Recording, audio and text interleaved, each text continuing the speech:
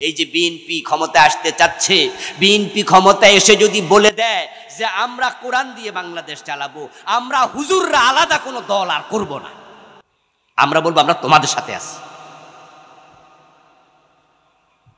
আমরা তো কোরআনের দরকার, কোরআনের আইন দরকার, ইমানের কারণে, জান্নাতের প্রয়োজন। নেতারা মাইক হাতে নিয়ে নির্বাচনের আগে ঘোষণা করবে জনগণ সকল ক্ষমতার উৎস। এই স্লোগানটা আপনারা শোনেন নাই কোনোদিন? ডাইরেক্ট ছিল, অথচ এটা সংবিধানে আছে, আমাদের লিখিত সংবিধানে ডক্টর কামাল যেটা লিখছে। এই দেশের সার্বভৌমত্ব আইন একটা অংশ আছে সংবিধানের, ওই সার্বভৌমত্ব আইনের অংশে ডক্টর কামাল মিয়া তার পরিষদকে নিয়ে লিখছে, যারা তাকে হেল্প করেছে সংবিধান লিখাতে, যে সার্বভৌমত্বের মালিক জনগণ, সকল ক্ষমতা তাদের হাতে। অথচ আল্লাহ কোরআনে বারবার বলছে আকাশ এবং জমিন সবটার ক্ষমতা একক কার হাতে? সব ক্ষমতার মালিক কে? এটা ঈমান। আর জনগণ ক্ষমতার উৎস, এটা শিরিক, এটা কুফর, ঈমান শেষ। আল্লাহ বলছেন আন্নাল কুওয়াতা লিল্লাহি জামিআ, সব ক্ষমতার মালিক হলেন আল্লাহ। তুতিল মুলকা মান তাশা ওয়া তানজিউল মুলকা মিম্মান তাশা, তুমি তো মনে আল্লাহ, যাকে চাও ক্ষমতা দাও, যাকে চাও সরাইয়া দাও। যারা ক্ষমতায় ছিল তাদেরকে একদিনে সরাইয়া দিল, 5 তারিখে ফলাইয়া গেল। আর এমন ডক্টর ইউনূসরে ক্ষমতায় বসাইলো যে মামলার আসামি ছিল। ঠিক না ভাই? যে ইউনূস মিয়া ক্ষমতায় আছে, উনি কি জীবনের স্বপ্নে দেখছে কোনোদিনে চেয়ারে বইবে? বরং স্বপ্ন যদি কিছু দেখতো, এটা হইলো কয় বছর জেল হয় আল্লাহ জান।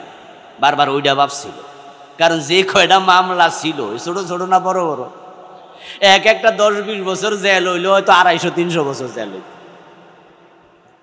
আর দেখেন আল্লাহ তাআলা ওকে ধইরা আইনা বড় চেয়ারে বসাই দিছে।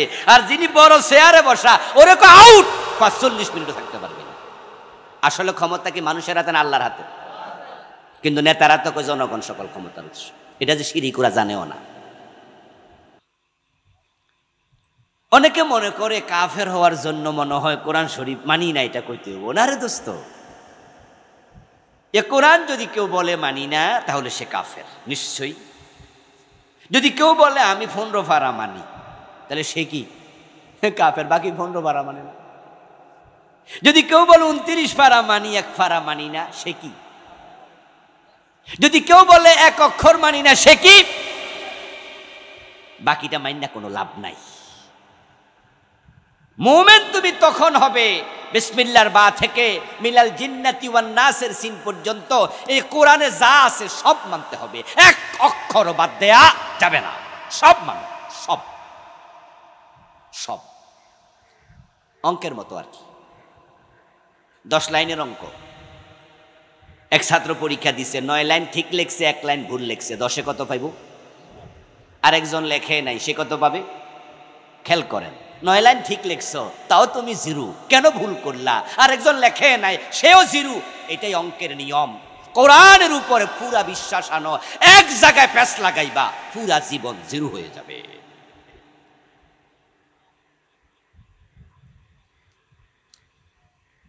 যারা বোঝেন তারা একটু জবাব দিয়েন তো দেখি, ইবলিস শয়তান মোমেন না কাফের? এতগুলো মানুষ কথা কয় না, ইবলিস মোমেন না কাফের? কাফের। কোরআনে আছে আবা ওয়াস্তাকবারা ওয়া কানা মিনাল কাফিরিন। ইবলিসকে আল্লাহ নিজে বলছে সে কাফের। আরেকটা প্রশ্নের জবাব দেন তো, ইবলিস যে কাফের, সে আল্লাহর কয়টা আইন মানে নাই? কয়টা? একটা। আদমরে সিজদা করো, সে কইছে করবো না। ঈমান আছে না গেছে? কাদিয়ানী নবী মুহাম্মদ সাল্লাল্লাহু আলাইহি ওয়াসাল্লামকে শেষ নবী মানলো না, বাকি নামাজ রোজা কইরাও লাভ নাই, তারা কাফের। ইবলিস আল্লাহর একটা অর্ডার মানলো না, কাফের হয়ে গেল।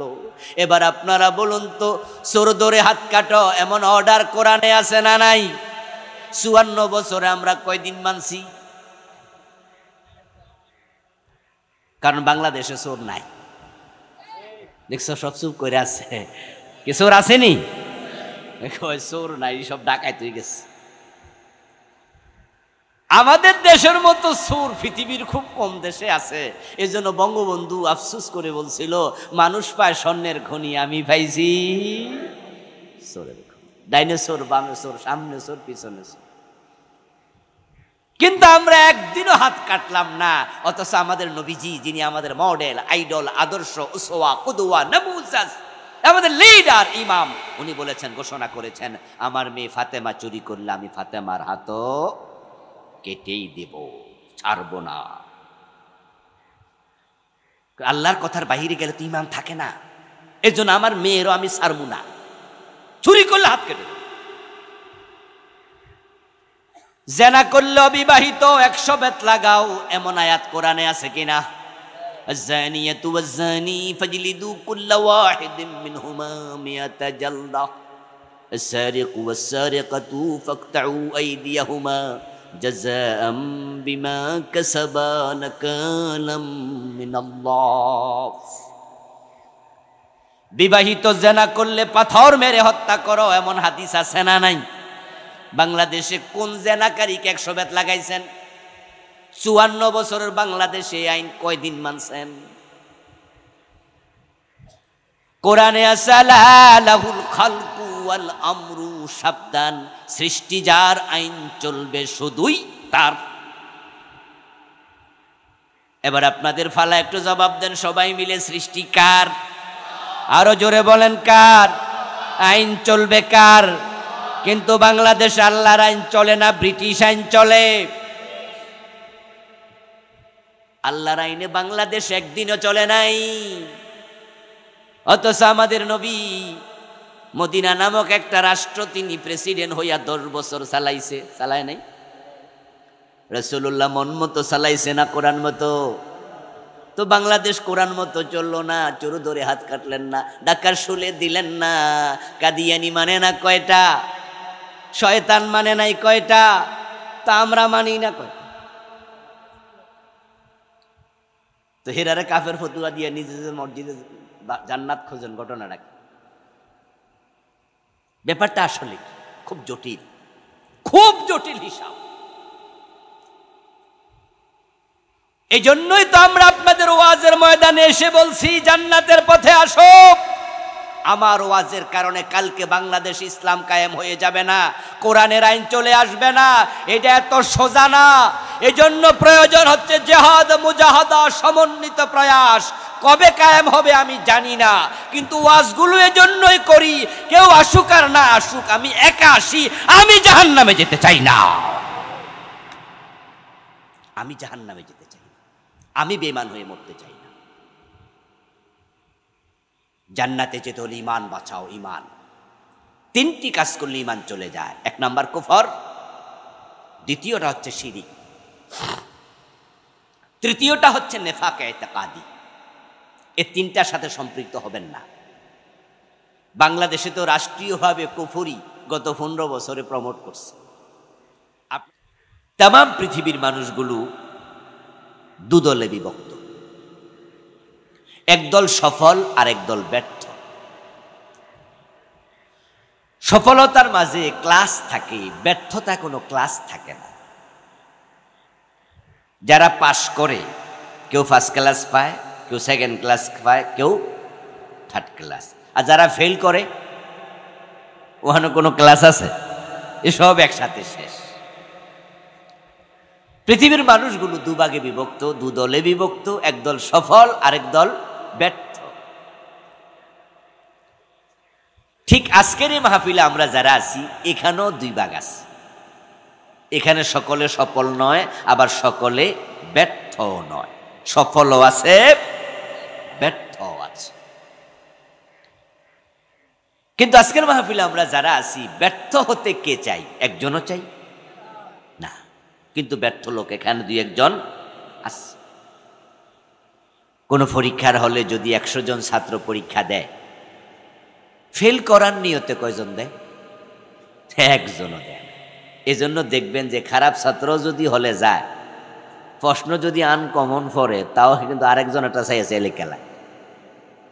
যদি আরেকজন এটা চাইয়া লেখার সুযোগ নাও ছাড়ে দেয়, তারপরও মাথা তোলা দিয়েছে, কারণ সেও ফেল করতে চায় না। ফেল করার জন্য কেউ পরীক্ষার হলে যায় না, কিন্তু সবাই কি পাস করে? আমার কথা তো আপনারা বুঝতেছেন ইনশাআল্লাহ। ফেল করতে কেউ চায় না, কিন্তু সবাই পাস করে না।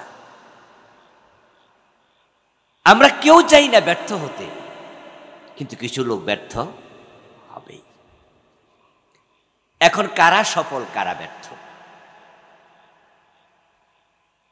আল্লাহ কোরআন মাজিদে এটা বলে দিয়েছেন। কোরআন হচ্ছে এমন একটি কিতাব, মা ফাররাতনা ফিল কিতাবে মিন শাই। আল্লাহ তাআলা বলেন এই কিতাবের মাঝে আমি কিছুর বর্ণনা বাকি রাখি নাই, কোনো কিছু বর্ণনা বাকি রাখি নাই। এজন্য কোরআনের আরেক নাম তিবিয়ান। কি নাম? তিবিয়ান। তিবিয়ানান লিকুল্লি শাই। আল্লাহ তাআলা বলেন কোরআন হচ্ছে সব কিছুর বর্ণনা সম্বলিত কিতাব। সুবহানাল্লাহ পড়েন। এটা আমাদের সৌভাগ্য যে আমরা এই কিতাব প্রাপ্ত হয়েছি, এই কিতাবের আমরা অনুসারী। আমার বন্ধু, কোরআন মাজিদে সব আছে। কোনোটা আছে ডিরেক্ট, কোনোটা আছে ইঙ্গিত। যেটা ডিরেক্ট আছে সেটা তো আর ব্যাখ্যা জানার দরকার নাই, আমরা বুঝি। আর যেটা ডিরেক্ট নাই সেটা ব্যাখ্যা করার জন্য আল্লাহ রাসূল পাঠাইছে। সুবহানাল্লাহ। নবীজি কোরআনের ব্যাখ্যা করেছেন মুখে বলে, আবার কিছু ব্যাখ্যা করেছেন নিজের কাজ করে। যেমন আল্লাহ তাআলা বলেছেন ওয়ারকাউ ওয়াসজুদু, তোমরা রুকু করো, সেজদা করো। কিন্তু রুকুটা কেমনে করবেন?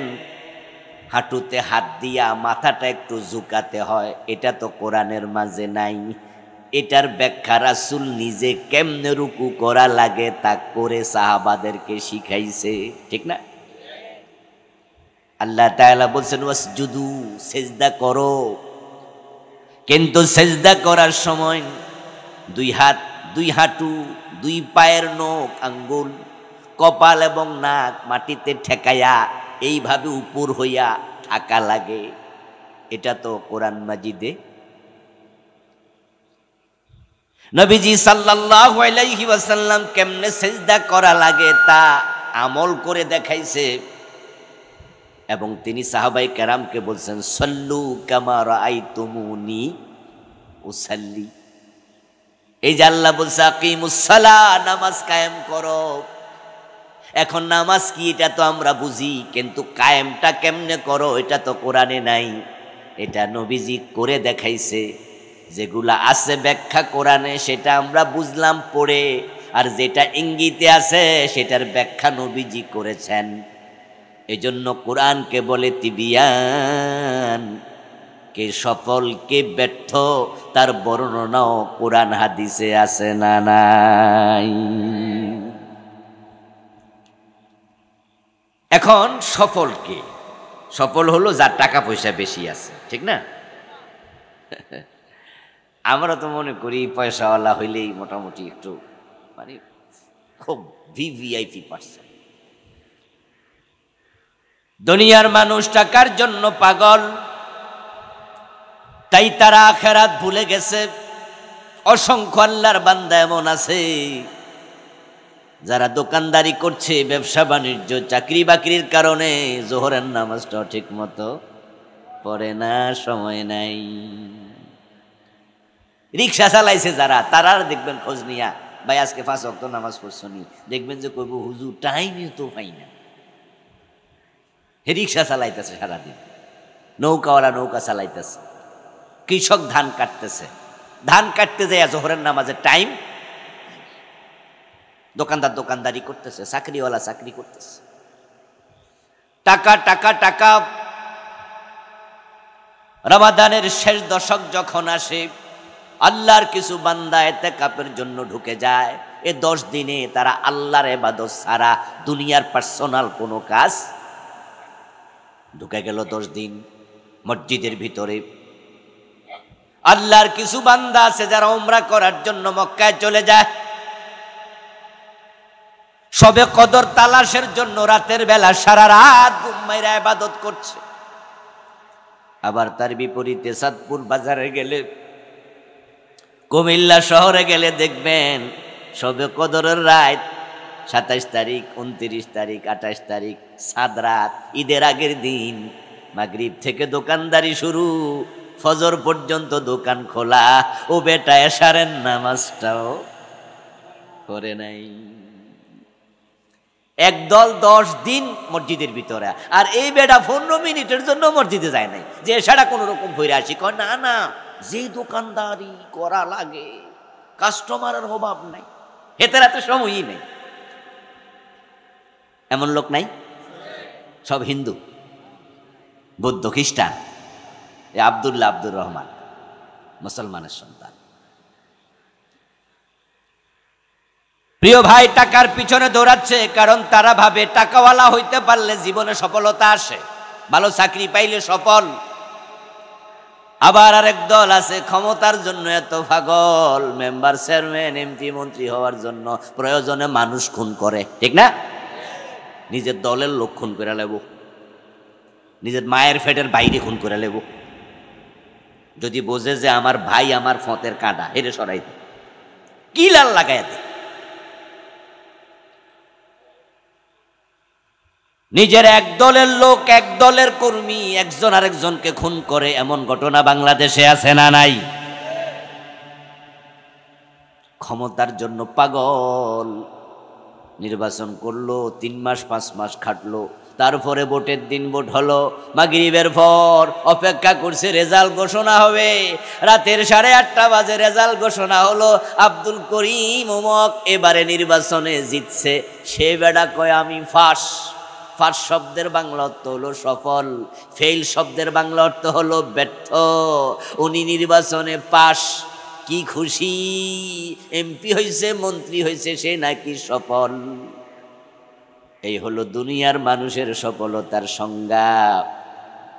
অথচ সফলতার মূল নাম হলো জান্নাত। আখেরাতের সফলতাই আসল সফলতা, এর সাথে দুনিয়ার টাকা ক্ষমতার কোনো সম্পর্কই নাই। এই জন্য অর্ধ দুনিয়ার সম্রাট ফারুক আজম ওমর রাদিয়াল্লাহু তাআলা আনহু বলছেন, মানে তাজ্জাবি মাকানিহি ফালিয়ানজুর ইলা ফিরাউন ওয়া মানে তাজ্জাবি মালিহি ফালিয়ানজুর ইলা কারুন, ইন্নামাল ইজ্জাতু বিত্তাকওয়া ওয়া তিলকাল জান্নাতুল্লাতী নুরিসু মিন ইবাদিনা মান কানা তাকিয়্যা।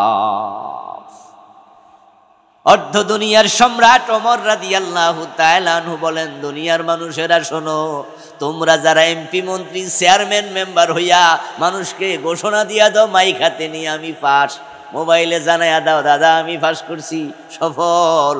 শোনো, ক্ষমতার সাথে সফলতার সম্পর্ক নাই।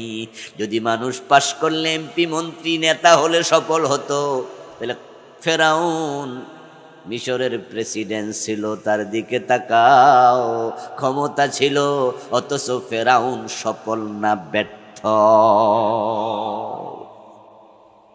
ফেরাউন আসলে কি তার জীবনে ফাঁস না ফেল? ফেরাউনের মতো হইতে কে কে রাজি আছেন? হাত তোলা দেন। দেখছেন, একজনও রাজি নেই। হেরে কেউ মনে করে না সফল মানুষ, বরং তার নামটা পর্যন্ত গালি। কেউ কাউকে ফেরাউন বললে খুশি হয় না, রাগ করে, বরং এটা সাথে সাথে ফিরাই দেখো তুই ফেরাউন আমি না। ঠিক না ভাই, ঠিক না? কেউ যদি বলে যে আমনে ফেরাউন, সাথে সাথে করবেন না না আমি না, তুই ফেরাউন, নামটা পর্যন্ত গালি। অথচ মিশরের প্রেসিডেন্ট ছিল অনেক দিন পর্যন্ত। তার লাশটাকে পর্যন্ত আল্লাহ তাআলা পচতে দেন নাই, গলতে দেন নাই, হাঙ্গর তিমিকে খেতে দেন নাই, অথচ সে ডুবে মরছে সাগরে। সাগরের মাঝে কি তিমি মাছ নাই? হাঙ্গর নাই? ৩১০০ বছর পানির মাঝে বাসমান ছিল, কোন হাঙ্গর তিমি তাকে গিলে নাই, খায় নাই, ইভেন তার লাশটা পচে নাই। তার লাশটাকে আল্লাহ রেখে দিয়েছেন আমাদের শিক্ষার জন্য। ফেরাউনের লাশ এখনো আছে তো নাকি? হ্যাঁ, মিশরের জাদুঘরে কায়রো শহরে আমি দেখে এসেছি, আমিও গিয়েছিলাম কয়েক বছর আগে। শটান শুয়ে আছে বাক্সার ভিতরে, কাছের গ্লাসের ভিতরে, আমি দেখে এসেছি চোখ দিয়ে। আল্লাহ তাআলা বলছেন আল-ইয়াওমা নুনাজ্জিকা বিবাদানিকা লিতাকুনা লিমান খালফাকা আয়া। আল্লাহ কোরআনে বলেন, ও ফেরাউন, আমি তোর দেহটাকে রেখে দিলাম। সুবহানাল্লাহ পড়েন, আল্লাহু আকবার। তোর দেহটাকে আমি রেখে দিলাম, পচতে দেব না, গলতে দেব না। ফেরাউন যখন পানিতে ডুবেছিল, একা ডুবছিল না, সাথে সঙ্গী ছিল, কিন্তু সবাই পচে গেছে, গলে গেছে, সবার লাশ পানির সাথে মিশে গেছে, ফেরাউনেরটা পচে গলে নেই। আমি তার মাথার চুলগুলো দেখলাম, খুব একবারে কাছ থেকে দেখেছি তো, কাছের গ্লাস এভাবে শুয়ে আছে, শুটকি হয়ে গেছে আর কি, তার মাথা, তার চেহারা শুটকি। আমি তাকে দেখলাম যে কানের পাশে কয়েকটা চুল পাকা আর বাকিগুলো কাঁচা। এই ৩১০০ বছরে চুলগুলা পর্যন্ত ঝরে নাই, চুলগুলা পর্যন্ত আছে। আল্লাহ বলে আমি রেখে দিলাম লিতাকুনা লিমান খালফাকা আয়া, পরবর্তী যুগের লোকেরা তোকে দেখে শিক্ষা নেবে, তারা ধারণা করবে, তারা ইলম অর্জন করবে। ক্ষমতা থাকলে সফল হওয়া যায় না। ওমর বলেন, ওমান ইতাজ্জা বিমালিহি ফালিয়ানজুর ইলা কারুন। আর কেউ যদি পয়সাওয়ালা হয় তাহলে তো মনে করে সে সফল হয়ে গেছে। ওমর বলে, না না, যদি পয়সাওয়ালা সফল হতো তাহলে কারুনের দিকে তাকায়া দেখো। কারুন অনেক ধনী ছিল, কিন্তু আল্লাহ তার সকল সম্পদ সহ তাকে মাটির নিচে ধসিয়ে দিয়েছেন। কারুনের সম্পদ এত বেশি ছিল, কোরআনে আল্লাহ তাআলা তার প্রসঙ্গে আলোচনা করতে গিয়ে সূরাতুল কাসাসে বলেছেন, ওয়া আতাইনাহু মিনাল কুনুজ। আল্লাহ বলে, কারুনকে আমি গুপ্তধনের ভান্ডার খুলে দিয়েছিলাম। তারপরে আল্লাহ বলে, তার এত সম্পদ ছিল, তার লকার, আলমারি, তার ধনাগার, এগুলোতে সম্পদ রাখতো। এগুলোর যে চাবি ছিল, ওই চাবি বহন করার জন্য একদল লোক ছিল, চাবির ভারে যাদের গর্দান নুয়ে যেত। কিন্তু সে কারুন তাম পৃথিবীর মানুষের কাছে কৃপণ হিসাবে পরিচিত, ঠিক না? এবং সে মানুষের কাছে নিন্দিত মানুষ, খারাপ মানুষ। তাহলে সফলতা কিসে? সফলতা বেলালের কাছে। বেলালের দিকে তাকাও। হযরত বেলালের কাছে কারুনের মতো টাকাও ছিল না, ফেরাউনের মতো ক্ষমতাও ছিল না। হযরত বেলাল ছিলেন একজন গোলাম, বাবাও গোলাম, দাদাও গোলাম, উনি গোলামের ছেলে গোলাম। হযরত আবু বকর সিদ্দিক রাদিয়াল্লাহু তাআলা আনহু বেলালকে টাকা দিয়া মুক্ত না করলে হয়তো বেলাল গোলাম থাকাই লাগতো। নবীজির জীবদ্দশায় হযরত বেলাল বিয়ে পর্যন্ত করার সুযোগ পান নাই, সামর্থ্য নাই, ঘর নাই, বাড়ি নাই, বিয়া কইরা বউ রাখবে কই? উনি নিজে থাকতেন মসজিদে নববীর বারান্দায়। আহলে সুপার সদস্য বেলাল, গরিব মানুষ, টাকা নাই, ক্ষমতা নাই, পয়সা নাই, কিন্তু আওয়াজ দিয়ে বলুন তো, হযরত বেলাল কি ব্যর্থ না সফল? যদি বলা হয় বেলালের মতো আমরা কে কে হতে চাই, তাহলে আমরা সবাই হাত তুলব না? টাকা পয়সা তো নাই, থাকার ঘর বাড়িও তো নাই, বেলাল সফল, কারণ বেলাল জান্নাত পেয়ে গেছে দুনিয়ায় থাকতে। আমার রাসূল মেরাজ থেকে ফিরে এসে বলেন, বেলাল, আমি মেরাজের রাতে জান্নাতে ঢুকেছি, আমার আগে আগে তোমার পায়ের শব্দ শুনেছি। فمن زحزح عن النار وأدخل الجنة فقد فاز। কোরআন মাজিদ আল্লাহ তাআলা বলতেছেন, যাকে জাহান্নাম থেকে মুক্তি দেয়া হবে এবং আল্লাহর জান্নাতে প্রবেশ করানো হবে, শুধু সেই সফল, যে জান্নাত পায় নাই সে ব্যর্থ। সফলতার নাম জান্নাত। আমরা সবাই জান্নাত পেতে চাই? সবাই পেতে চান? চাইেন, আল্লাহর কাছে দোয়া করেন। রাসূল দোয়া করতেন, আল্লাহুম্মা আদখিলনাল জান্নাহ, আল্লাহুম্মা আজিরনা মিনান নাস। রাসূল দোয়া করতেন, আল্লাহ আমাদের জান্নাত দাও, আমাদেরকে জাহান্নাম থেকে বাঁচাও।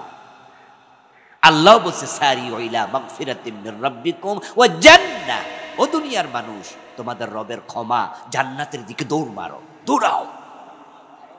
ফাত্তাকুন নাস ওয়াকুদুহান নাস ওয়াল হিজারা উইদ্দাত লিল কাফিরিন, জাহান্নাম থেকে বাঁচো, দূরে থাকো। আমরা জান্নাত পেতে চাই। আজকের এই মাহফিলটাও জান্নাত পাওয়ার আয়োজন। এখানে দুনিয়ার কোনো কাজের জন্য মাহফিলের আয়োজন করা হয় নাই। কোনো আলেম আপনাদেরকে বলবে না এই মাহফিলে আসলে যে আপনি কেমনে পয়সাওয়ালা হইতে পারবেন, কেমনে বাড়ি হবে, কেমনে গাড়ি হবে, এগুলা মাহফিলের আলোচ্য বিষয় না। মাহফিলের আলোচনার মূল লক্ষ্য কেমনে জান্নাত পাওয়া যায়, ঠিক কি না? আমরা জান্নাতই পেতে চাই, এটাই পাওয়া উচিত। কারণ জান্নাত মিস মানে সব মিস। থাকার জন্য ঘর নাই, খাওয়ার জন্য খাবার নাই, পরিধান করার জন্য কাপড় নাই। আপনি এত গরিব, পুরান কাপড় পরে থাকেন, কাপড়টাও তালি দেয়া, নিজের স্যান্ডেলের ফিতা ছিঁড়ে গেছে, স্যান্ডেলটার ফিতা জোড়া দেয়া। যেই রিক্সাটা চালান ওটাও নিজের না, এটাও ভাড়া রিক্সা। যার বাড়িতে থাকেন ওটাও নিজের বাড়ি না, অন্যের বাড়িতে ভাড়া থাকেন। আপনি গরিব, কিন্তু আপনি 5 ওয়াক্ত নামাজি। আপনি হারাম খান না, আপনি আল্লাহর কথার বাইরে চলেন না। আপনি গরিব হলেও আপনি সফল। আমি এমন রিক্সাওয়ালা দেখেছি ঢাকা শহরে, রিক্সাটা ফুটপাতের পাশে দাঁড় করাইয়া তারপরে সামনে মাটির গামছা বিছাইয়া নামাজ পড়তেছে। এমন আমি দেখেছি। তখন তাকায় তাকায় চোখ জুড়াইছি যে আরে এগুলাই তো সফল মানুষ। কারণ রিক্সা যদি রাস্তায় রাইখা জায়গা তাহলে চুরি হয়ে যেতে পারে, এজন্য দাঁড়া করাইয়া তার সামনে এখানে নামাজ। এমন কৃষকও আছে যারা ক্ষেতের আইলে গামছা বিছাইয়া নামাজ পড়ে, আছে না? ধান কাটতে গেছে, এখন মসজিদে গেলে তো দূরে কেমনে যাবে, সময় কুলাবে না। অথবা যার খেতে কাজ করে উনি খোঁড়া দিব, উনি বলবেন এই মিয়া আমার কাম করতে এসে আধা ঘন্টা নষ্ট করো। এই জন্য খেতের আইলে গামছা বিছিয়ে নামাজ পড়ে, নামাজ কাজা করেন। আবার এসি রুমে থাইকা নামাজ পড়ে না এমন জালেম আছে না নাই? বড় হতবাগা যে নামাজ পড়লো না, যে সুদ খাইলো, হারাম খাইলো, বড় হতবাগা। আমরা আল্লাহর জান্নাত পেতে চাই, জান্নাত পাওয়ার জন্যই মাহফিলে আসছি আমরা। কিন্তু জান্নাত কি চাইলে পাওয়া যায়? এত মাগনা না, এত সোজা না। সূরা বুরুজের 11 নম্বর আয়াতে কারিমাতে আল্লাহ তাআলা যারা জান্নাত পাবে তাদের দুটি শর্ত, দুটি বৈশিষ্ট্য বলেছেন। এই 2 শর্ত মানলে জান্নাত পাওয়া যাবে। এই 2টা বৈশিষ্ট্য নিজের জীবন আত্মস্থ করলে, আমল করলে আল্লাহ নিজে বলছে লাহুম জান্নাত, আমি তাদের জন্য জান্নাত দেব। এখন 2টা শর্ত, 1 নাম্বার ঈমান, 2 নাম্বার নেক আমল। এই 2 শর্ত পালন করলে আল্লাহর ঘোষণা সে জান্নাতি। ঈমান লাগবে এবং নেক আমল লাগবে।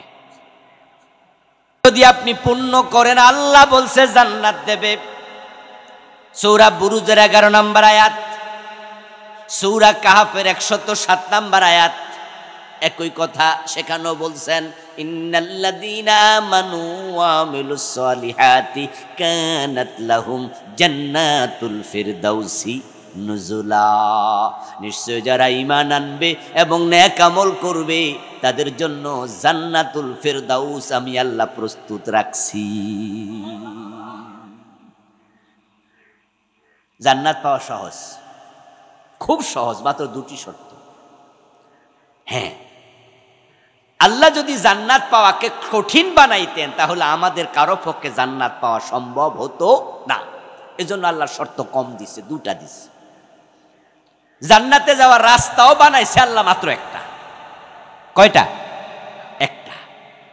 ওটার নাম ইহদিনাস সিরাতাল, আল্লাহ আমাদেরকে ওইটা দাও, ওই রাস্তা সোজাটা। নবীজি সাল্লাল্লাহু আলাইহি ওয়াসাল্লাম একদিন হাতের মাঝে কাঠি নিলেন।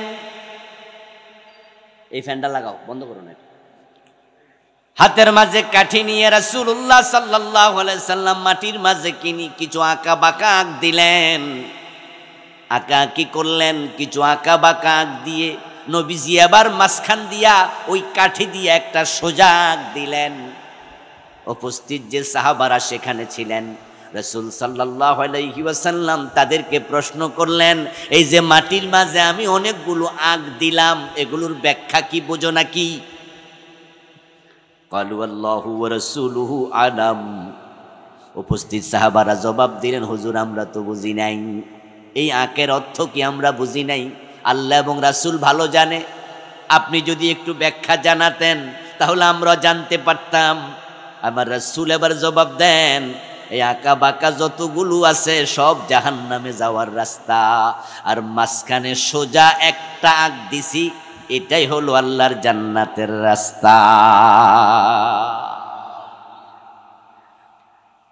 এবার আপনাদের কাছে আমি জিজ্ঞাসা করব, জান্নাতের রাস্তা কয়টা, সোজা না বাঁকা?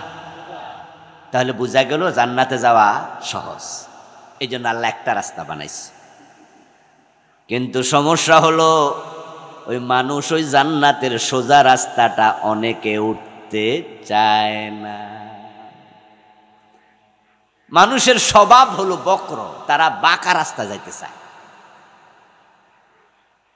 তারা বাঁকা রাস্তায় চলবে।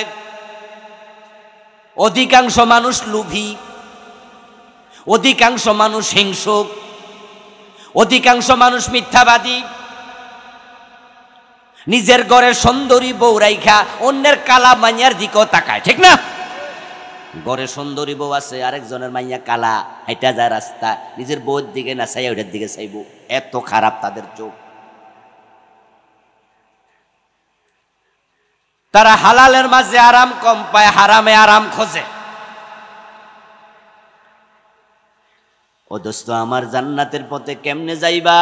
বাংলাদেশে অফিস আদালতে যে ঘোষ আছে, ওই ঘোষ অফিসাররা বেশি খায় নাকি কেরানি, একবারে পিয়ন দপ্তরি যারা অফিসের ছোট মোটা খামডা কার কাছে যায় ঘোষের? যারা বোঝেন জবাব দিয়ে। মোটা খামডা কি কেরানির কাছে যাইব? এবার বলুন তো, বেতন কি কেরানির বেশি না অফিসারের বেশি? তো এত বেতন ঘোষ খাওয়া দরকারটা কি? এই দুনিয়া হায় সেই বেশি চায় যার আছে ভুরি ভুরি, রাজার হস্ত করল সব কাঙ্গালের ধন চুরি। আমাদের দেশে যারা ফার্স্ট ক্লাস অফিসার, তাদের যে পরিমাণ বেতন শুরু হয় 22,000 টাকা স্কেল, সর্বসাকুল্যে সেটা 35,000-এর উপরে। যখন চাকরিতে যেদিন জয়েন করে ফার্স্ট ক্লাস অফিসার, তখনই তার বেতন 35,000 টাকা। আর অধিকাংশ ফার্স্ট ক্লাস চাকরি যারা করে, জব করে ঝোঁকে, তারা অধিকাংশ শতকরা 99.99 অবিবাহিত থাকে, সিঙ্গেল থাকে। বিয়ে শাদী তো চাকরি পাওয়ার 1-2 বছর পরে করে, ঠিক না? নাকি আগে করে বইয়া থাকে? অধিকাংশ বিয়ে করে পরে। 35,000 টাকা যখন সে চাকরি শুরুতে পাইল, আচ্ছা হের ঘোষ খাওয়ার কোনো দরকার আছে? প্রতিদিন 3 বেলা ভাত আমরা খাই, 3 বেলায় যদি আপনি মুরগির গোস্ত খান, তাও কি দিন 1200 টাকা 1300 টাকা লাগবে? তাহলে আমাদের বাংলাদেশে যে চাকরি আমরা করছি, এই চাকরিতে যে বেতন আমরা পাই, তা যদি আমরা ডাল ভাত খাই, একটু মুরগি পোলাও খাই, তাও ঘোষ খাওয়ার কোনো দরকার নাই। কেরানির বেতন 10,000, অফিসারের বেতন 50,000। অফিসে যে ঘোষের রেট, ওই কেরানি যদি 500 খায়, অফিসার 5,000 খায়। যার 1 লাখ টাকা বেতন, হে ঘোষ খায় না?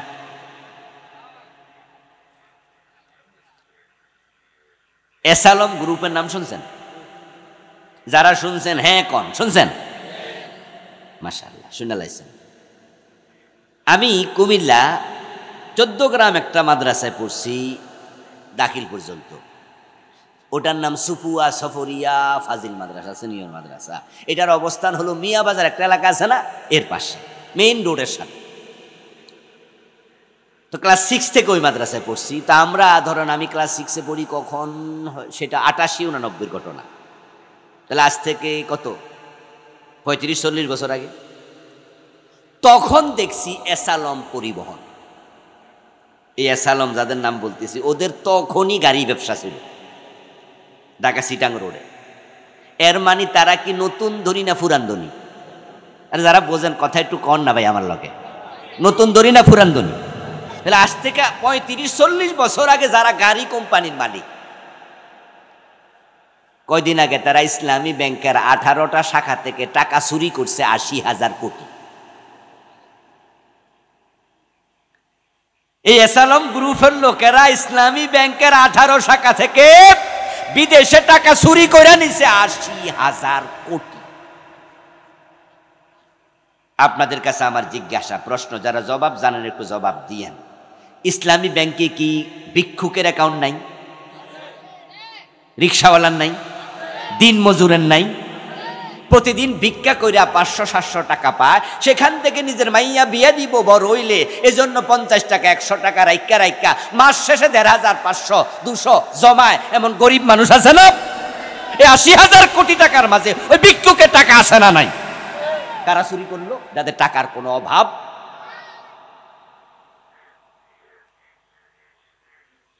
আহা, আজ থেকে মাস 3-4 আগে এসালম গ্রুপ অফ কোম্পানি, শালম সাহেব এবং তার ভাইয়েরা যারা আছে, ওদের মা মারা গেছে। বাবা আগে নাই, মা মারা গেছে কিছুদিন আগে। মা মারা যাওয়ার পরে উনাদের যে কয়েকজন ভাই ছিল, একজনও মায়ের জানাজায় আসতে পারে নাই, কারণ তারা তো দেশেই নাই। ওই যে বেগম সাহেবের লগে ফলাইছে, বেগম সাহেব ইন্ডিয়া, ওরা অন্য জায়গায়, দেশ থেকে পালিয়ে গেল। মা মারা গেল, মায়ের শেষ নিঃশ্বাস ত্যাগের দৃশ্য দেখা, একটু কথা বলা, মায়ের কবরে এক মুঠ মাটি দেয়া, সেটাই সৌভাগ্য হলো না। এই লোভ তাদেরকে এত ধ্বংস করছে, দুনিয়ার শান্তি পর্যন্ত নষ্ট করে দিয়েছে। আখেরাত তো উপায় নাই, মানুষের সম্পদের হিসাব করায় গন্ডায় আল্লাহর কাছে দিতেই হবে। 4 ভাই ছিল সম্ভবত, 1 ভাই করোনায় মারা গেছে, বাকি 3 ভাই জীবিত ছিল। তাদের যে 3 ভাই, একজনও মায়ের জানাজায় আসতে পারে নাই, মাকে কবর দিতে পারে নাই। আমি তো মনে করি এমন পয়সাওয়ালা না হইয়া ভিক্ষা করে খাওয়া ভালো, রিক্সা চালায় খাওয়া ভালো। কমপক্ষে মায়ের জানাজা করতে পারত, কবর দিতে মারি দিতে পারত। মানুষের লোভ মানুষকে জান্নাত থেকে দূরে সরিয়ে দেয়। মানুষের হিংসা, ক্রোধ, ঘৃণা, গীবত, শিকায়াত, বদভ্যাস মানুষকে জান্নাতের পথে উঠতে দেয় না। অথচ জান্নাতের পথ মাত্র কয়টা? বাঁকা না সোজা? তাহলে জান্নাতে যাওয়া কঠিন না সোজা? কিন্তু আমরা সোজা রাস্তা উঠতে চাই না।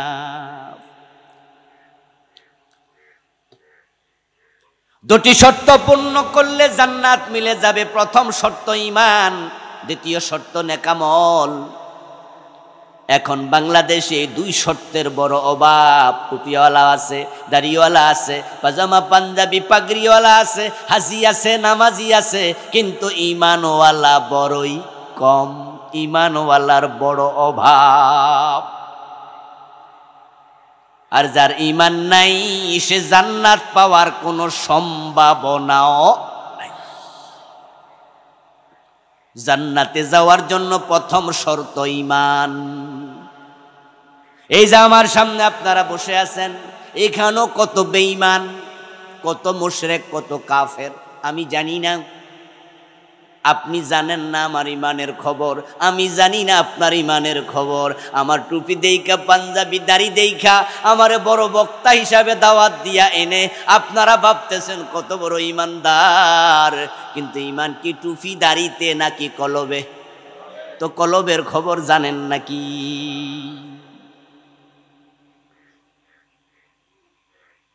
তিনটি কাজ করলে মানুষের ইমান আর থাকে না। ওই তিনটি কাজের সাথে বাংলাদেশের কোটি কোটি মানুষ জড়িত। এই জন্য নবীজি 1450 বছর আগে বলে গেছে, ইয়াতি আলান নাসি জামানুন ইয়াজতামিউনা ফিল মাসাজিদ লাইসা ফীহিম মুমিনুন। এমন একটা জামানা আসতেছে মানুষের কাছে, যেই জামানার মানুষগুলো মসজিদে জামাতের সাথে নামাজ পড়বে অথচ একটারও ঈমান থাকবে না।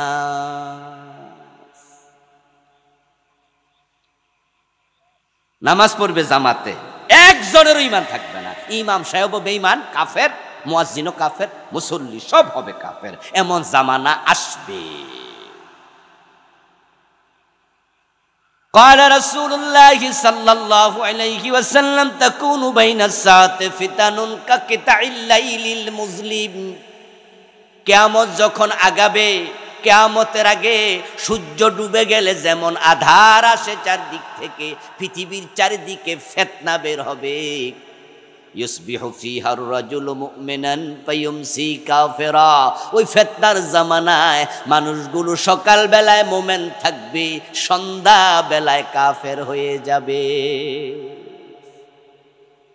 নামাজি কাফের, রোজাওয়ালা কাফের, টুপিওয়ালা, দাড়িওয়ালা, হাজি টাইপ কাফের। ভাই ফ্যানটা আমার বরাবর দিও, একটু কষ্ট করে আমার বরাবর। রাশেদ খান মেনন, হাসানুল হক ইনু, নাম শুনছেন? হয় নাই ভাই, আবার হয় নাই। তুমি ওইদিকে বেশি দিয়ে দিচ্ছ, চোখটা ঠিক করো না, আমার বরাবর দাও না। এবার হয়েছে, আল্লাহ রায় না, ধরো না। রাশেদ খান মেননের নাম শুনছেন? হাসানুল হক ইনুর নাম শুনছেন? এই দুইজন 2-3 বছর আগে হজ করছে। রাষ্ট্রীয় মেহমান হিসাবে দুইজন একসাথে হজে গেছে। অথচ ওই দুইজন কি ডানপন্থী রাজনীতিবিদ না বামপন্থী? যারা জানেন তারা কথা বলেন।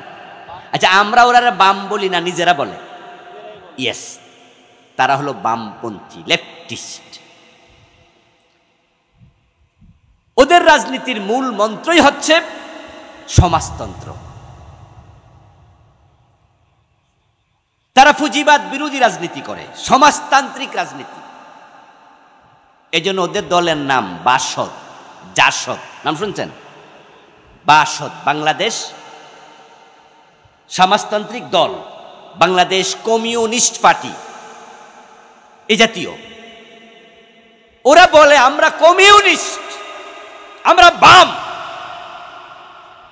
ওরা লেনিন, কার্ল মার্কস, ওদের পূজারী, ওদের অনুসারী। নবী মুহাম্মদকে তারা অনুসরণ করে না।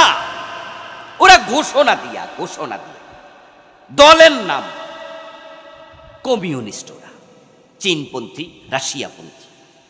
শিক্ষিত মানুষরা জানার কথা। অথচ দুইজন হজে গেছে, নামের আগে আলহাজ। যদি কোনো ব্যক্তি নবী মুহাম্মদকে অনুসরণ না করে লেনিনকে করে, কার্ল মার্কসকে করে, ইমানদার না বেঈমান? অথচ দুইজন হাজি। নবীজি বলছেন তো, ইয়াজতামিউনা ফিল মাসাজিদি লাইসা ফীহিম মুমিন। এমন জামানা আসবে, মসজিদে জমা হবে, একত্রিত হবে, তাসবিহ পড়বে, জিকির করবে, নামাজ পড়বে, কিন্তু ইমানদার থাকবে না। নবীজি বলছেন এমন যুগ আসবে, ওই যুগ আসবে না রে ভাই, অলরেডি এসে গেছে। কারণ এমন মসজিদ আমি চিনি যে মসজিদের ইমাম কাফের, মুয়াজ্জিন কাফের, মুসল্লি সব কাফের। আমি চিনি। যদি আপনি চিনতে চান তাহলে আপনি ঢাকার বকশীবাজারে যান, মাদ্রাসা বোর্ডের পাশে দেখবেন যে আহমদিয়া মুসলিম জামাতের মসজিদ, কাদিয়ানীদের মসজিদ। ইমাম ও কাদিয়ানী, মুয়াজ্জিন ও কাদিয়ানী, মুসল্লি কাদিয়ানী, নামাজ পড়ে 5 ওয়াক্ত। আওয়াজ দিয়ে বলুন তো, কাদিয়ানী মুমিন না কাফের? গোলাম আহমদ কাদিয়ানের জন্ম 1835 সনে, আজ থেকে প্রায় 250 বছর আগে। এই বেটা যৌবনকালে পদার্পণ করে হঠাৎ করে কোনো একদিন দাবি করে বসলো সে নাকি আল্লাহর নবী। নাউজুবিল্লাহ পড়বেন না ভাইরা? অথচ 1450 বছর আগে আল্লাহ ঘোষণা করছে নবী মুহাম্মদ শেষ নবী, এর পরে আর নবী আসবে না, নবুয়তের দরজা শেষ। গোলাম আহমদ কাদিয়ান যখন নিজেকে নবী দাবি করলো, আল্লাহর কোরআনের বিরুদ্ধে চলে গেল তার চিন্তা, তাই তার ঈমান আছে না গেছে? সে মুমিন না বেঈমান? কিছু লোক তাকে নবী বলে মেনে নিল, যাদেরকে আমরা কাদিয়ানি বলি, ঠিক না? তাদের ঈমান আছে না গেছে? এখন তারাও 5 ওয়াক্ত নামাজ পড়ে, তারাও আমাদের মতো টুপি মাথায় দেয়, পাঞ্জাবি গায়ে দেয়, তারাও কোরআন পড়ে, এবং তাদের মুয়াজ্জিন যখন আজান দেয় তখন আশহাদু আল্লা ইলাহা ইল্লাল্লাহ আশহাদু আন্না মুহাম্মাদার রাসূলুল্লাহ এই কালেমা আজানের মাঝে কানে আঙ্গুল দিয়ে জোরে জোরে বলে। আবার কাদিয়ানিরও নবী বলে, কালেমা পয়রা লাভটা কি? নামাজ আছে কিন্তু ঈমান নাই। বিয়ে হয়েছে 10 বছর, বাচ্চা হয় না।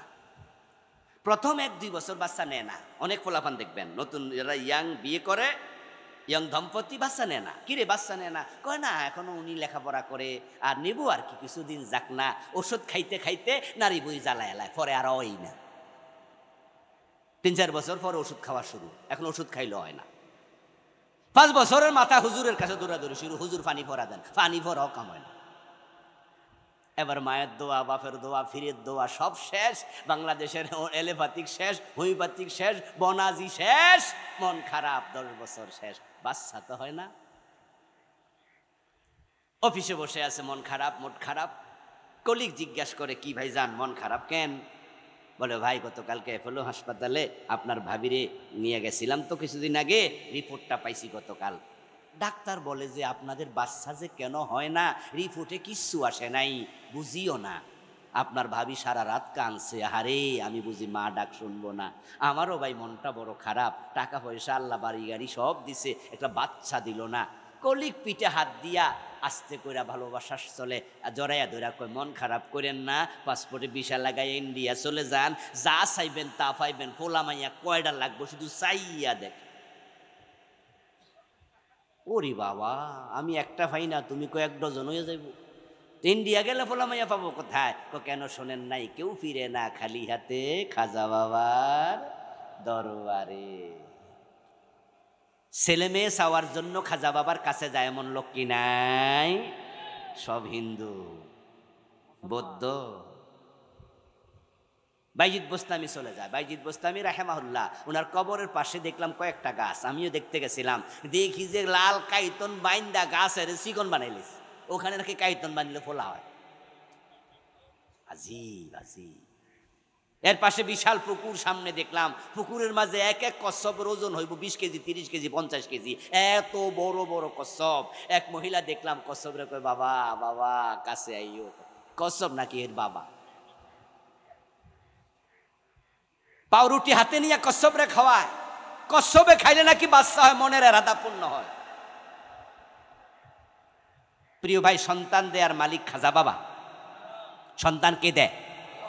তুমি চাইলা কার কাছে? খাজা বাবার কাছে। ঈমান শেষ, এটাই শিরক। কোরআনে আল্লাহ বলে, ইয়াহাবু লিমান ইয়াশাউ ইনাসাও ওয়া ইয়াহাবু লিমান ইয়াশাউ যুকুরা আও ইউযাউযুহুম যুকরানা ওয়া ইনাসা ওয়া ইয়াজআলু মান ইয়াশাউ ওয়াকিমা। আওয়াজ দিয়া বলেন সুবহানাল্লাহ। কোরআনের আয়াত শোনাচ্ছি তো, সুবহানাল্লাহ বললে আল্লাহ খুশি হবে। আল্লাহর কথা, আল্লাহ বলে আমি যাকে চাই ছেলে দেই, আমি আল্লাহ যাকে চাই মেয়ে দেই, আমি যাকে চাই ছেলেও দেই মেয়েও দেই, আবার আল্লাহ যাকে চাই একটাও। আল্লাহ বলে আমি দেই, আর ও কয় খাজা বাবা আমার একটা ছেলে দাও। আজীব মানুষ। মাইনুদ্দিন চিশতি রহমতুল্লাহ আলাইহির কাছে গেলে নাকি খালি হাতে ফিরে না। তাই খাজা বাবার কাছে ছেলে চায়, মেয়ে চায়, চাকরি চায়, টাকা চায়, পয়সা চায়। অনেকে অসুস্থ হলে ঔষধ খাইয়া সারে না, উনার কাছে গিয়া বলাল, ও খাজা বাবা আমার তুমি রোগ মুক্ত করে দাও, নাউজুবিল্লাহ। ও আমার প্রিয় ভাই, এই লোকটা আবার জোহরের আজানের পরে ওযু করে মসজিদে ঢুকে নিয়ত বেঁধে বলে, ইয়্যাকা না'বুদু ওয়া ইয়্যাকা নাস্তাঈন। আল্লাহ আমি শুধু তোমার ইবাদত করি, শুধু তোমার কাছে চাই। আসমানের মালিক তখন বলে, মিথ্যুক, শুধু আমার কাছে যদি চাইতি, কিছুক্ষণ আগে খাজার কাছে কি চাইলি?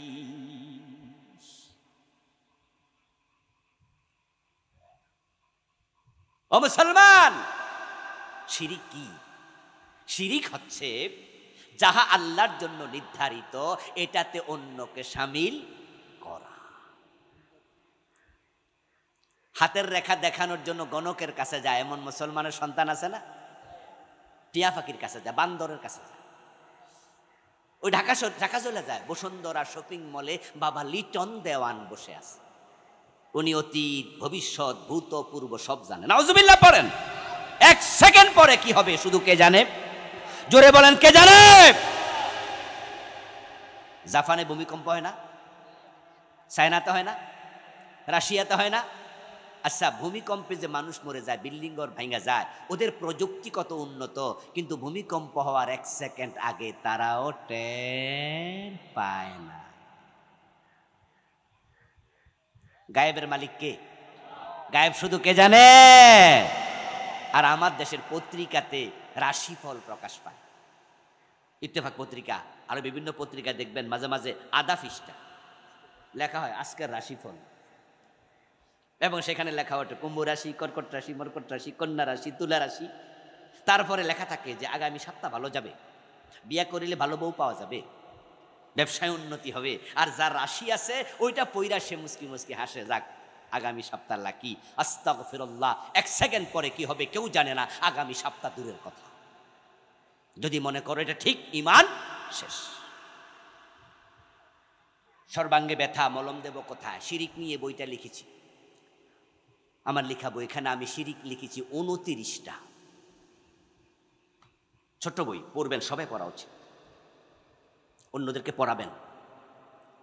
এই রমাদানে একজন ডাক্তার আমাকে ফোন দিল, কোথা থেকে আমার নাম্বার সংগ্রহ করেছে, করে বলল, হুজুর আপনার শিরিক বইটা, আমাদের একটা কনফারেন্স আছে ডাক্তারদের, 3000 ডাক্তার আমরা একসাথ হব, আমাদের 3000 বই লাগবে, আপনি বইটা দেন, আমরা গিফট করব।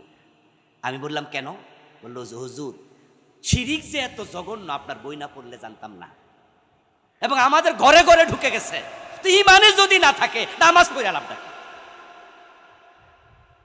ঈমান হলো অঙ্কের একের মতো, আমল হলো ডান পাশে শূন্যের মতো।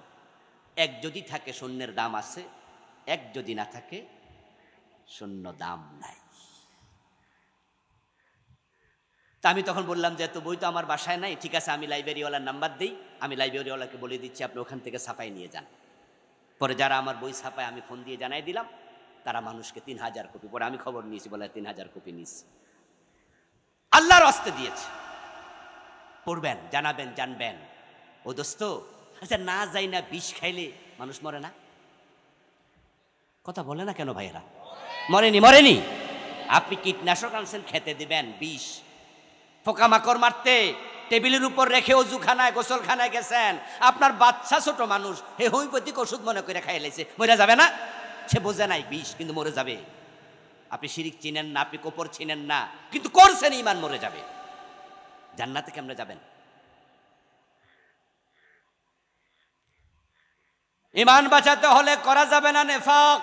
তৃতীয়টা, নেফাক ইতিকাদি যদি অন্তরে থাকে, আল্লাহর কোরআনে আল্লাহ বলেন নাল মুনাফিকিনা ফিদ-দারকিল আসফালি মিনান নার, মুনাফিকরা থাকবে জাহান্নামে সবার নিচে।